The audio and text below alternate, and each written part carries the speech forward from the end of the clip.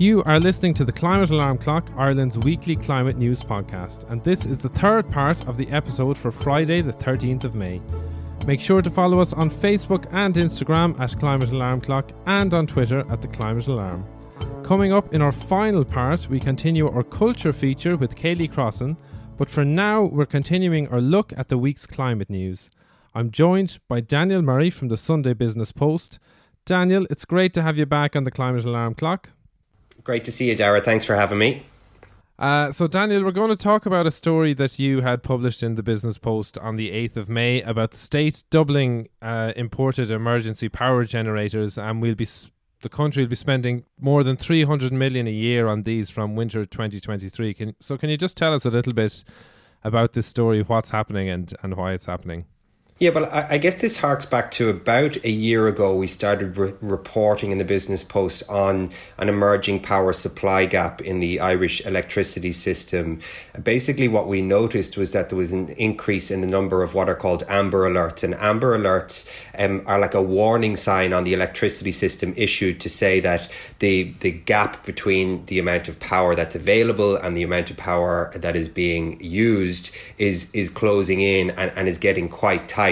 It doesn't mean that there is definitely going to be blackouts, but it's kind of a warning shot across the system. The number of amber alerts had increased dramatically over last winter. And basically this was down to a couple of reasons. It was down to a longer term kind of retirement of old fossil fuel plants. It was due to the increase in the amount of renewables on the system. We've been integrating more wind onto the system. We're starting to integrate solar onto the system now. But more than anything, it had been down to the growth in demand, and demand really has grown exponentially in the last number of years, and that's been driven almost exclusively by data centres. There was also kind of a short-term problem of two gas power plants going offline last year. So we reported on this in a number of different ways throughout the year last year, and by the summer of 2021 it was disclosed that the state was going to have to import emergency power generators by last winter, so winter 2021 just passed, and that was going to be in and around 200 megawatts worth of gas power generators. And this basically was saying that the power system had driven off the precipice. We were not going to have enough power supply in the country to meet the demand that was projected. Now, as it turns out, those emergency power generator plans, they were abandoned last winter, and that was because of a High Court challenge to the procurement process. But we managed to get through last winter just about. We were okay. Some of those gas plants I talked about that had gone offline, they came back online just in time for the winter. And in fairness, EirGrid seemed to manage the power system very well through the winter, and we've had less amber alerts, although we did just have one last week as well. Then we reported running up to Christmas that although they were able to, abandon the emergency power supply plans for Christmas just past, they were going to need new emergency power supply imported from next winter, so this winter coming, winter 2022, and increased again in winter 2023 and through to winter 2024. And again, this was just revealing that the power system was driving off a precipice. We weren't going to have enough power supply to meet demand. That brings us up to last weekend's story, which is basically that what had been a plan for 300 megawatts of emergency power supply to be imported, that now has to be doubled to 600 megawatts of power supply. And this is basically because auctions that they've been running to try and get new permanent gas power generators onto the system, they haven't really delivered. And so there's a retirement of a big oil power plant called Tarbert down in Kerry. That's planned for the end of 2023 as well. Those issues combined with the continued growth in demand being driven primarily by data centres means we need a whole lot of emergency power supply from this winter and growing every year for the next couple of years. Okay, so that's given us a really good overview, and we'll come to the role of data centres in a minute. Before that, I guess on the podcast we talk a lot about emissions reductions or emissions targets. So are these planned generators, are they in line with our emissions targets, or what do they mean for our emissions targets? Yeah, so it's It depends on what way you look at it. The emergency power gas generators, they are going to have huge emissions. They are gas generators. They are fossil fuels. They're certainly not low carbon. And they are replacing what was meant to be permanent gas generators. So in some ways, they have no direct effect on our emissions. But they reveal the issue of gas underpinning our system and the fact that the amount of gas underpinning our electricity system has to increase. And as the gas under our electricity system increases, then the emissions associated with that gas generation increases as well. The hope was that the electricity system was going to be our kind of golden boy, our, the best in class, and that over the next number of years, as we integrated more and more renewables onto the system, with a target now of about 80% renewables by 2030, that even as demand grows, that our emissions would fall as well, and that even as we built new gas generators, we would use them less over time because there'd be more wind, there'd be more solar, which would be powering the system for more of the time. So the gas generators themselves, they won't have a direct impact on the kind of 10-year scope for reducing our emissions, but that all depends on whether or not we actually meet our renewables targets, and that's a very big question now in the electricity system, both because the progress on renewables, and particularly offshore wind, has been very slow, and because this demand growth in the power sector is causing huge problems in terms of actually meeting those renewable targets and powering more power with more renewables. Before we come to the demand side of it, you've said in the story that there's a cost of 300 million euro associated with these generators.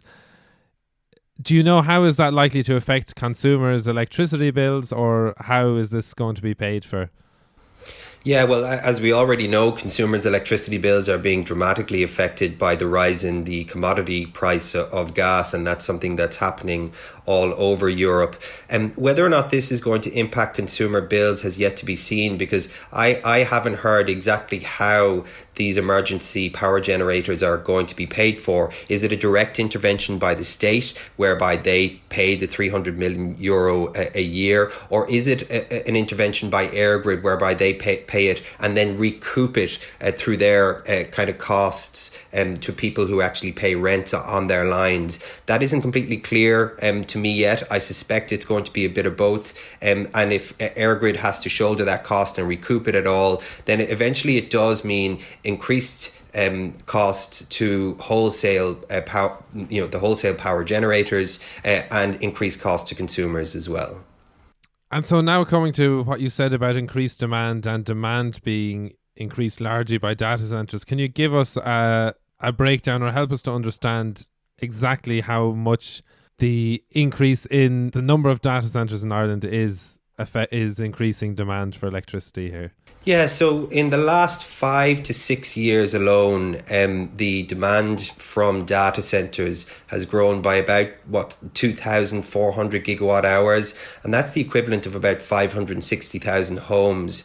There was a report out from the CSO in the last couple of weeks that said that data centres now account for in and around 14% of all of our electricity demand, and that's more than all of the rural homes in this country. So data centres now accounting for more electricity demand than people living in rural Ireland, at least in terms of residential electricity. So huge growth, and at the same time, growth in the rest of the economy in terms of power demand has been relatively flat. It has grown somewhat, but over 70% of demand growth in the last 5 years has come from data centres.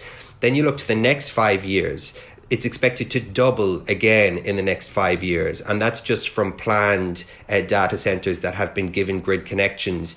You may remember that in the last few months, EirGrid had to come out and, despite huge political resistance in the months before, declare a moratorium on any further grid connections for data centres. And that's because outside of the doubling that's going to happen in the next 5 years, there were so many data centres requesting connections that would have doubled yet again, and it would have brought the power demand of data centers by 2030 up to close to half of all of our electricity demand, which is really extraordinary. Now that the moratorium is in place, it's still projected to be in and around 30% by 2030. So as you can see, a really dramatic demand picture coming specifically from large energy users in data centers.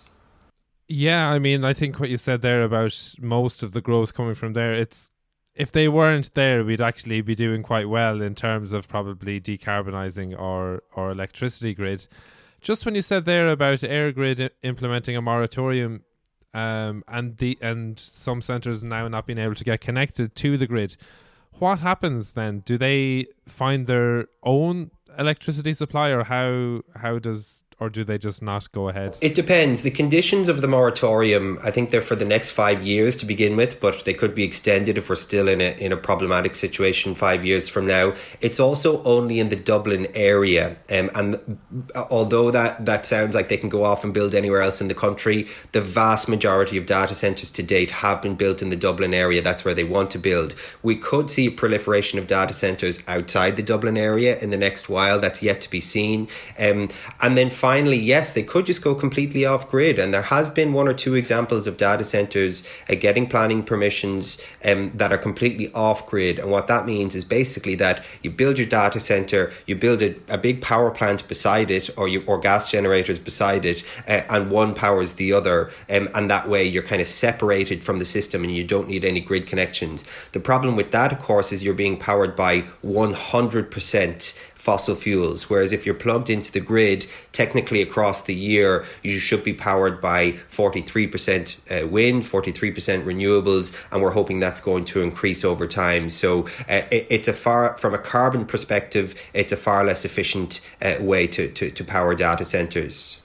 So I suppose, and we've had this chat before, Daniel, in terms of data centres, and so many of them sending up Ireland, is that the best thing to do, or should we have an alternative strategy for data centers? Do we have too many? Is the data that they're storing really essential? What's the way forward for this? Is it something that we just accept, or is there an alternative?